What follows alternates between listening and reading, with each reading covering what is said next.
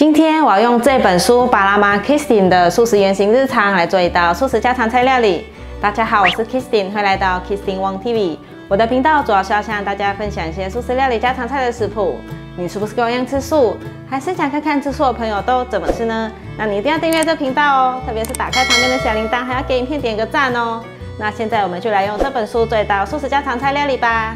准备一条杏鲍菇，大家可以挑比较粗一点的。 头尾一样宽的，清洗好后，现在用手撕成条状，不要撕得太细，差不多像这样子的粗条状。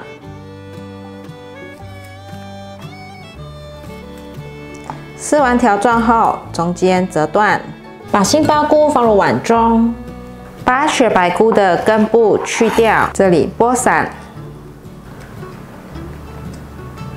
把雪白菇放入碗中，现在来腌杏鲍菇和雪白菇，素蚝油、香油、白胡椒粉，把腌料充分拌匀。腌料都充分拌匀了，现在先放旁边备用。把青椒对半切，这里再对半切，把青椒的头。 薄膜和种子去掉，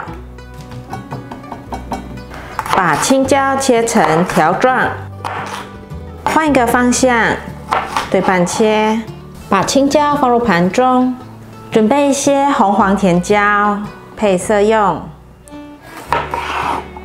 取一部分下来，切成条状，黄甜椒也取一部分下来，切成条状。 把红甜椒和黄甜椒放入盘中，接下来准备一些地瓜粉、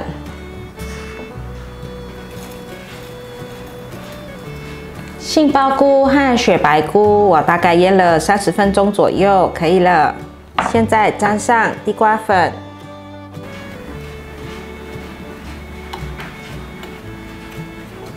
把裹上地瓜粉的杏鲍菇和雪白菇放入盘中。 取一个小锅子，锅内放入多一点的油，要来炸杏鲍菇和雪白菇。锅边冒出小泡泡，现在可以把杏鲍菇和雪白菇放进来炸，稍微拨散，拨散后让它慢慢的炸，已经炸至变色了。 像这样子焦黄色就可以关火沥干油。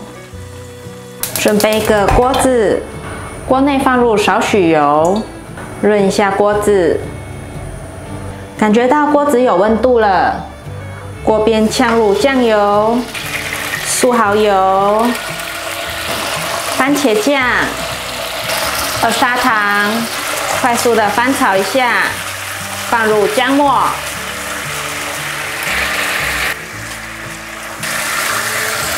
接着放入青椒、黄甜椒和红甜椒拌炒，大略拌炒一下，放入雪白菇和杏鲍菇，把它翻动，拨散。拨散后，现在放入过滤水，不停的翻炒。 这时候可以来一些黑胡椒粒，快速翻拌一下，炒至水分收干，像这样子就完成了。关火起锅。哇，素黑胡椒鸡柳完成了！我写的这本书里面的食谱都可以简单上手，快速上桌，让你可以跟着食谱就可以轻松做出原型素食料理。这本书会在1月1日正式上市，希望大家多多支持，请大家记得订阅、按赞、分享，打开旁边的小铃铛，别忘了追踪 IG， 加入脸书社团。我们下集见，拜拜。